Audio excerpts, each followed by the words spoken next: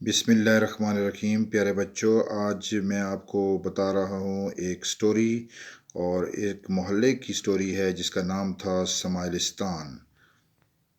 प्यारे बच्चों, ये है बिलाल का मोहल्ला। इसे समाइलिस्तान कहते हैं क्योंकि यहाँ पर सब लोग एक दूसरे से मुस्करा कर मिलते हैं। इस तरह ये लोग आपस में मिलजुल कर रहते हैं और झगड़ते नहीं। अनम ज़ैनब के घर गई और मुस्कुरा कर सलाम किया। उसकी अम्मी का हाल पूछा। पार्क में खेलते हुए बच्चों का गेंद वसीम अंकल को लग गया। बच्चों ने फ़ौरन माफ़ी मांगी।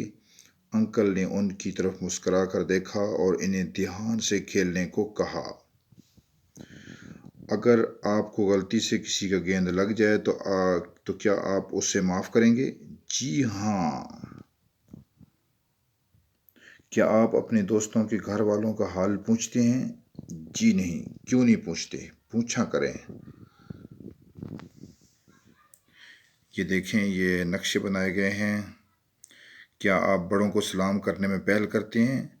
जी हाँ, सलाम करने में पहल करनी चाहिए।